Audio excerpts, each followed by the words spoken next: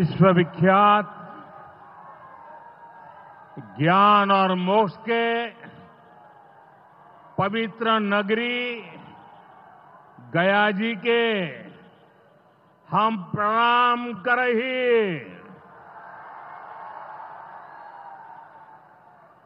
विष्णुपद मंदिर के ई गौरवशाली भूमि पर अपने सबके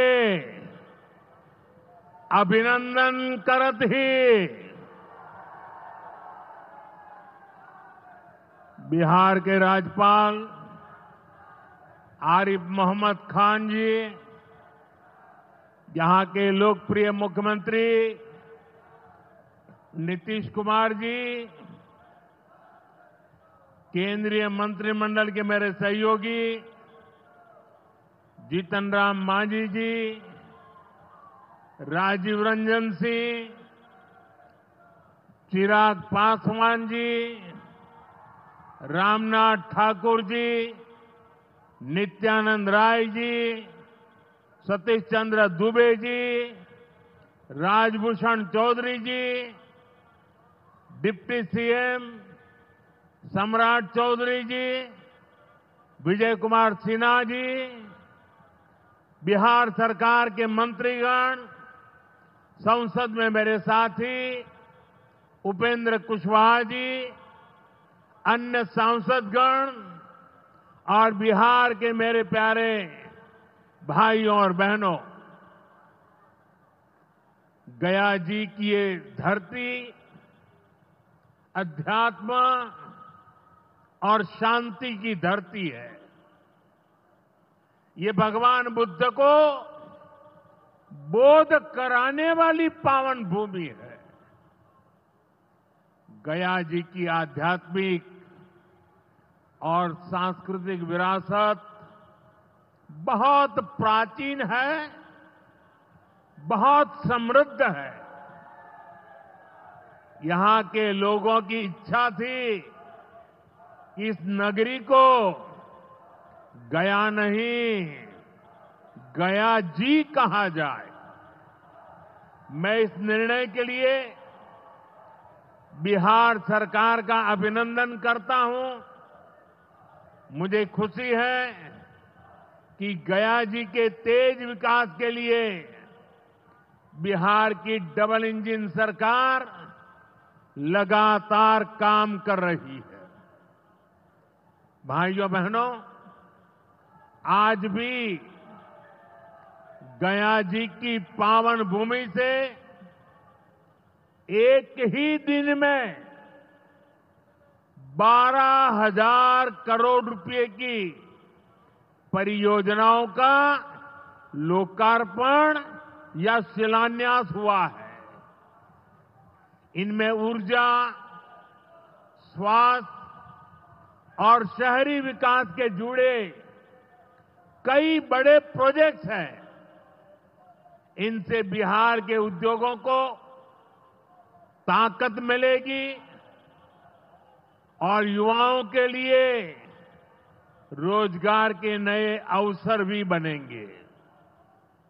मैं इन परियोजनाओं के लिए बिहार के लोगों को बधाई देता हूं। बिहार में बेहतर स्वास्थ्य सुविधाओं के लिए आज यहां हॉस्पिटल और रिसर्च सेंटर का उद्घाटन भी हुआ है। अब बिहार के लोगों को कैंसर के इलाज के लिए एक और सुविधा मिल गई है। साथियों, गरीब के जीवन से मुश्किलें दूर करना, महिलाओं के जीवन को आसान बनाना मुझे जनता जनार्दन का सेवक बनकर यही काम करने में सबसे ज्यादा खुशहाली होती है। जैसे गरीब को पक्का घर देना, साथियों, मेरा एक बड़ा संकल्प है। जब तक हर जरूरतमंद को पक्का घर नहीं मिल जाता, मोदी चैन से नहीं बैठेगा।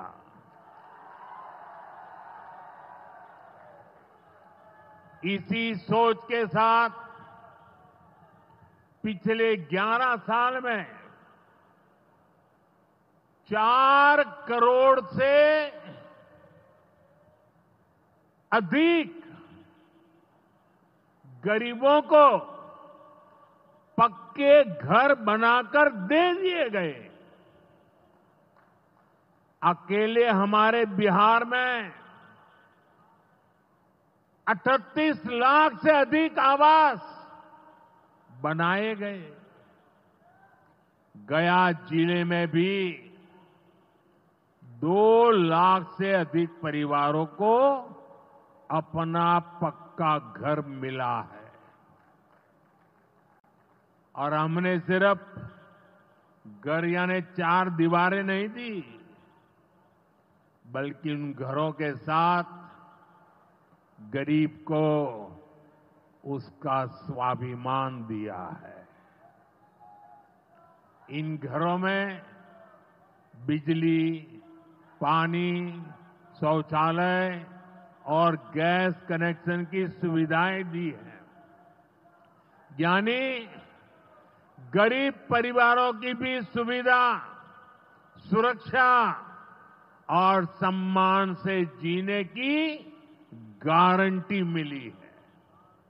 साथियों, आज इसी सिलसिले को आगे बढ़ाते हुए बिहार के मगध क्षेत्र के 16,000 से ज्यादा परिवारों को अपना पक्का घर दिया है।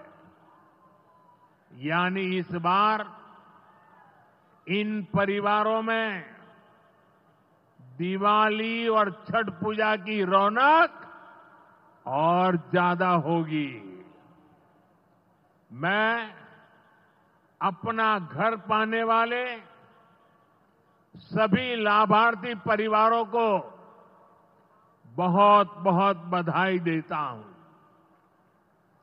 और जो लोग अब भी पीएम आवास योजना के लाभ से छूट गए हैं, मैं उन्हें विश्वास दिलाता हूं कि पीएम आवास का अभियान तब तक जारी रहेगा जब तक हर गरीब को अपना पक्का घर नहीं मिल जाता।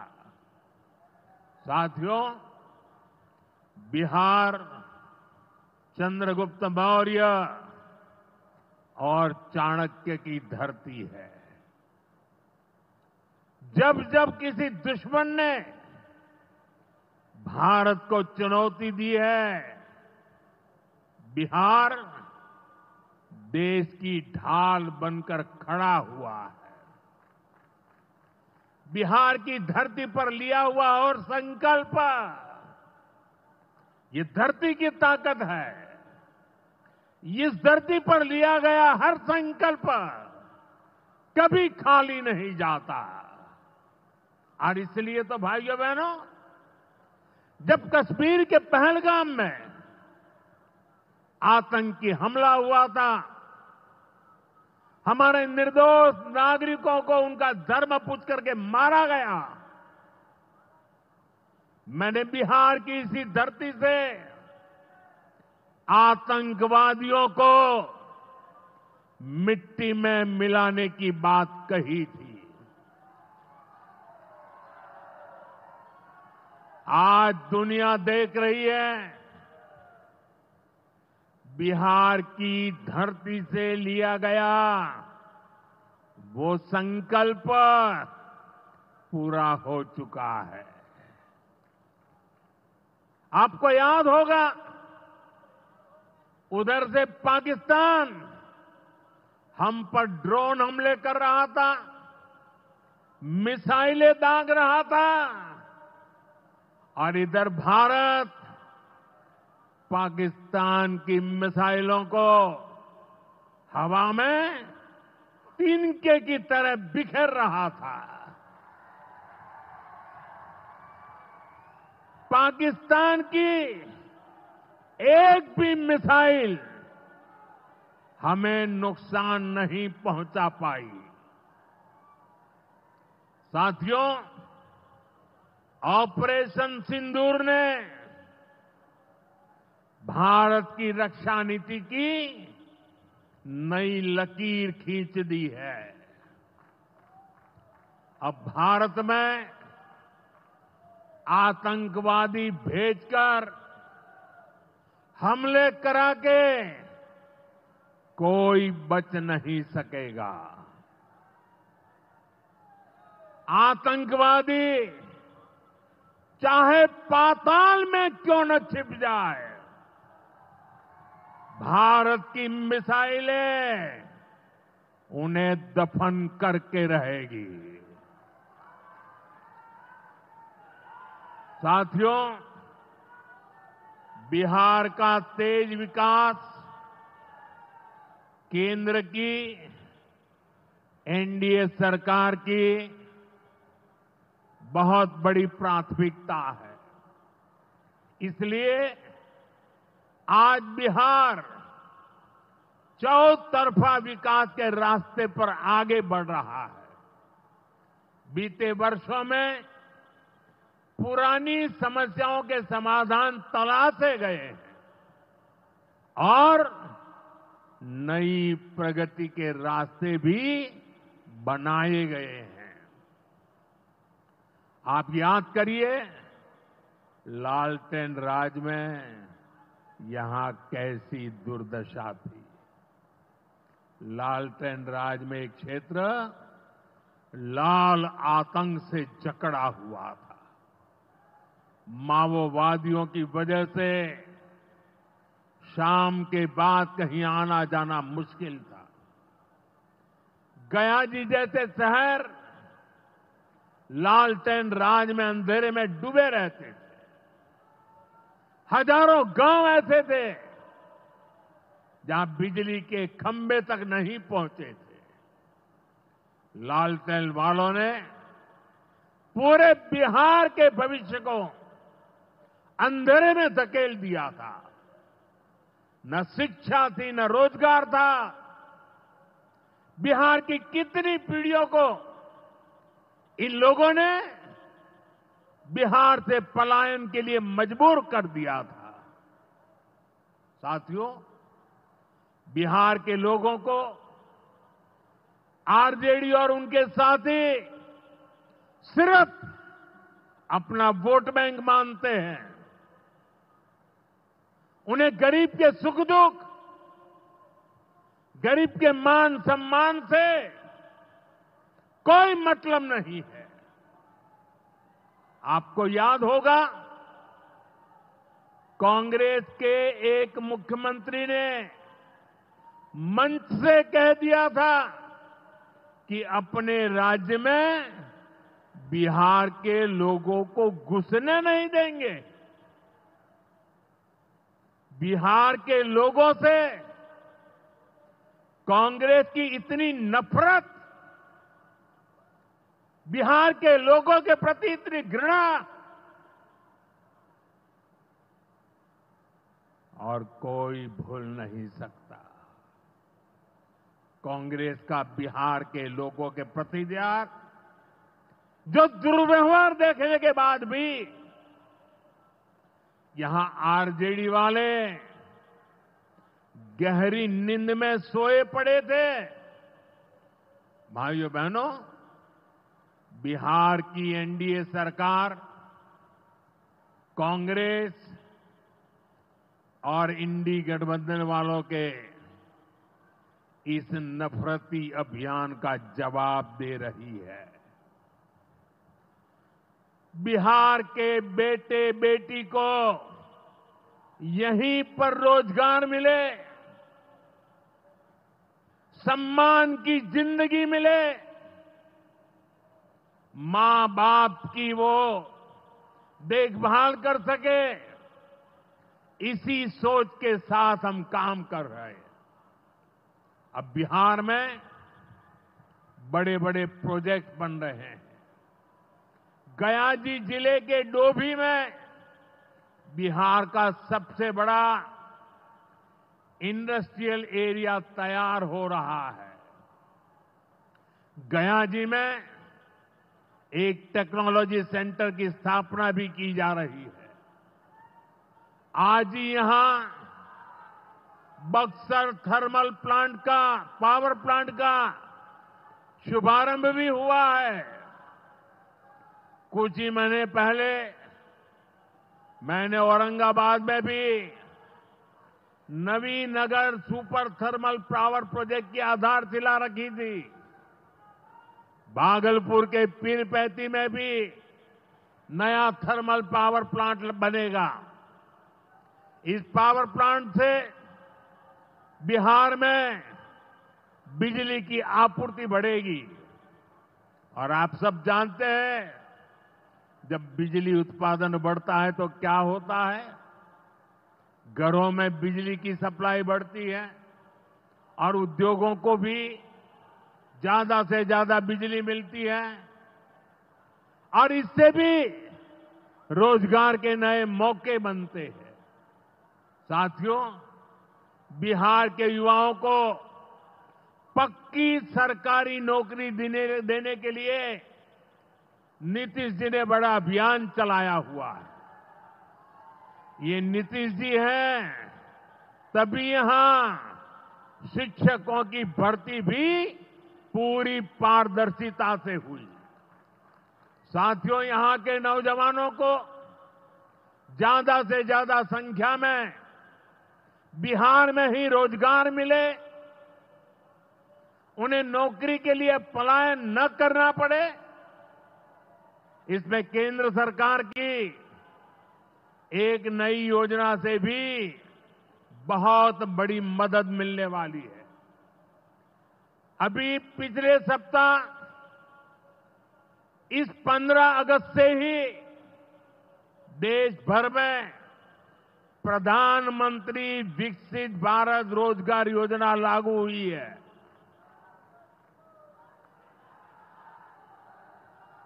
इसके तहत हमारे युवा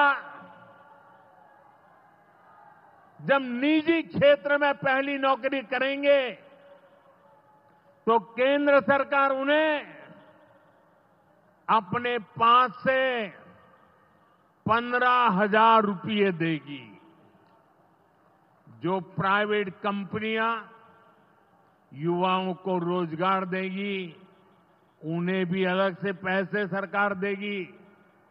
इस योजना का बहुत बड़ा लाभ बिहार के मेरे युवाओं को भी होगा।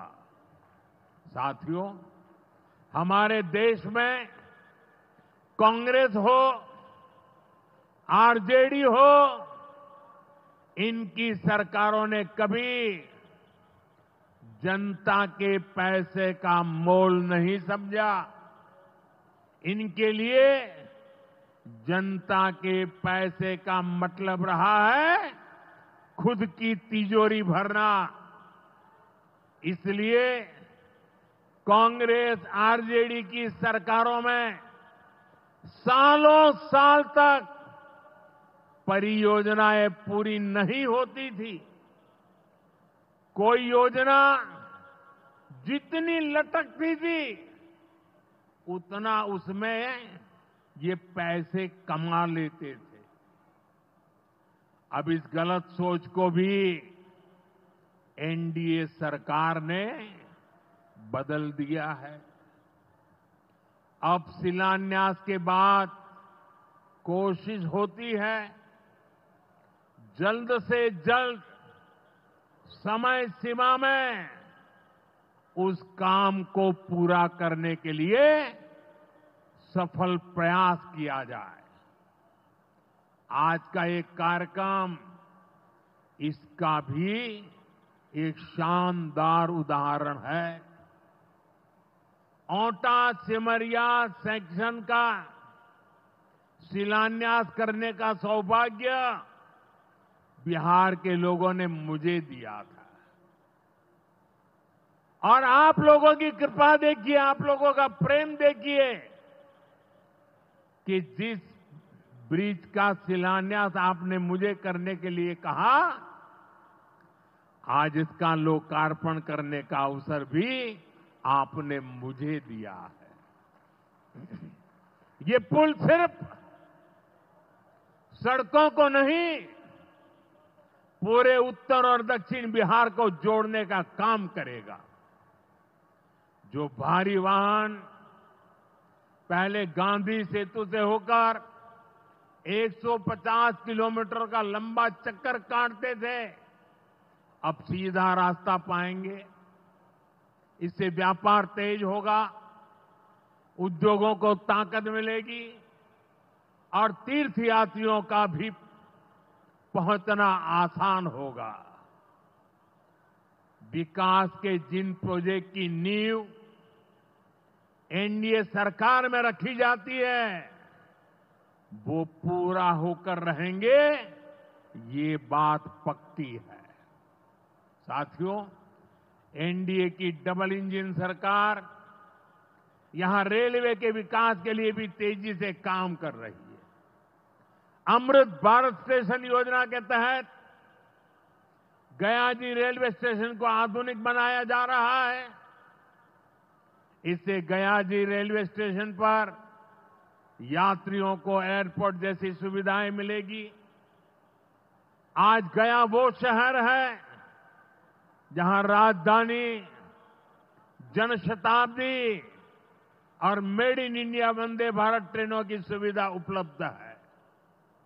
गया जी, सासाराम, प्रयागराज, कानपुर होते हुए दिल्ली तक सीधा कनेक्शन बिहार के युवाओं को, यहां के किसानों को, यहां के व्यापारियों के लिए नई संभावनाएं बना रहा है।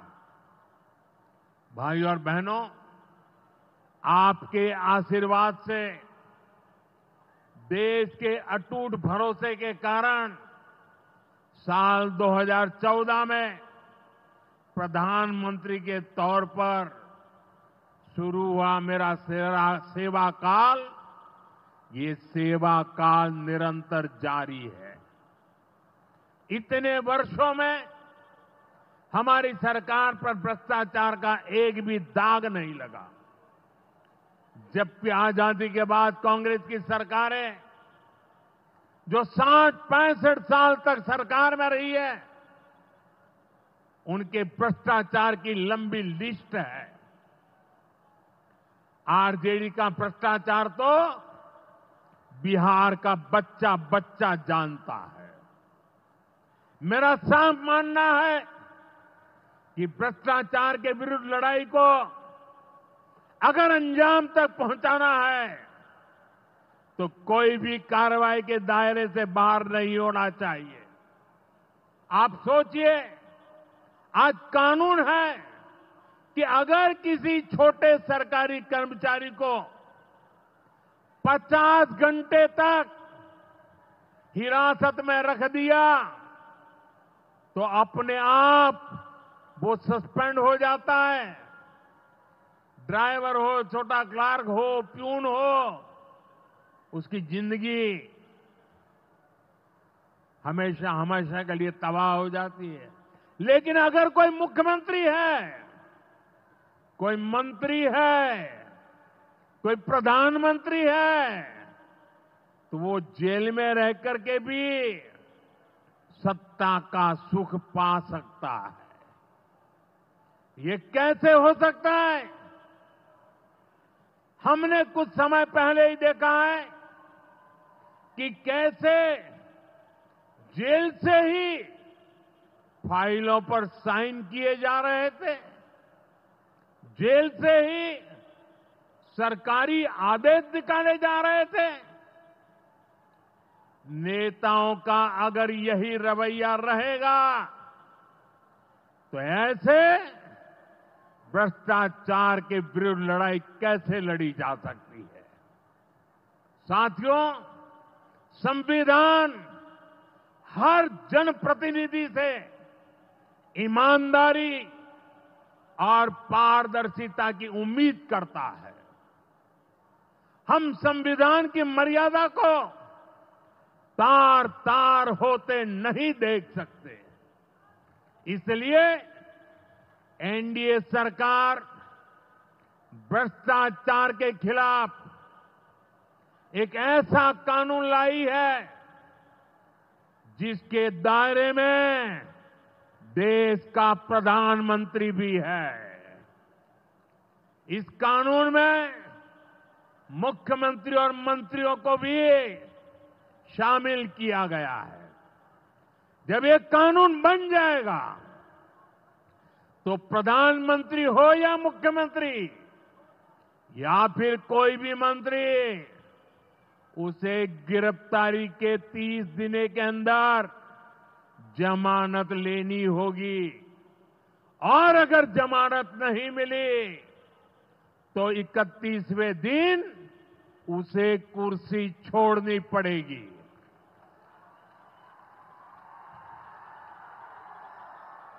आप कहिए भाइयों, जो जेल जाए उसने कुर्सी छोड़नी चाहिए कि नहीं छोड़नी चाहिए? क्या वो कुर्सी पर बैठे रह सकता है क्या? क्या वो सरकारी फाइलों पे साइन कर सकता है क्या?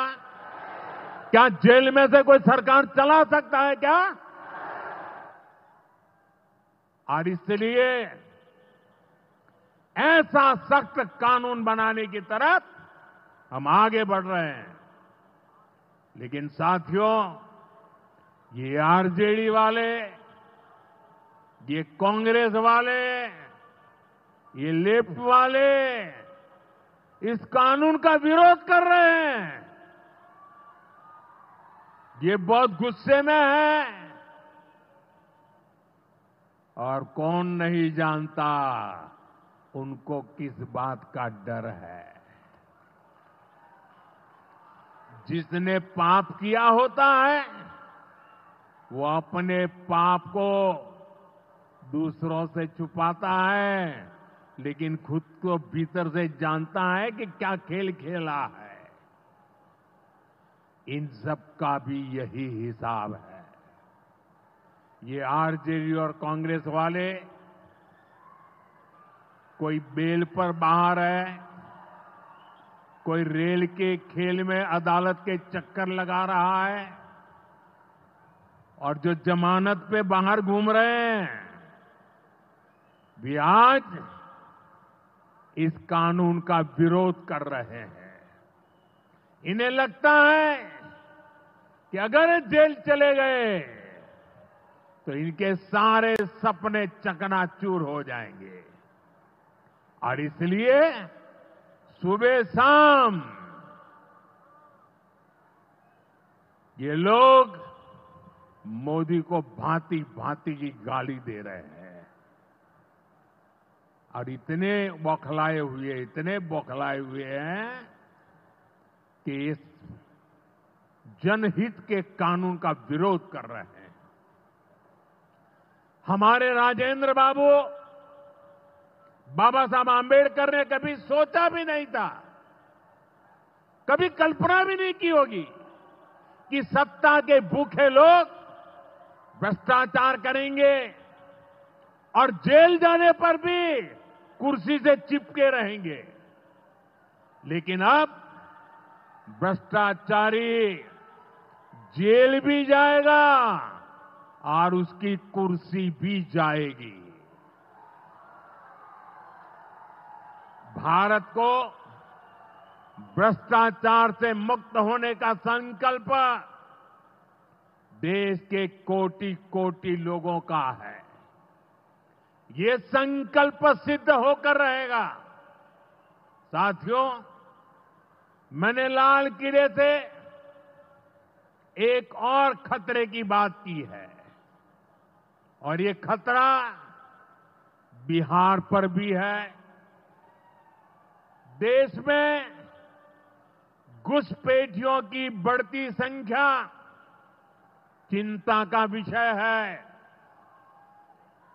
बिहार के सीमावर्ती जिलों में तेजी से डेमोग्राफी बदल रही है।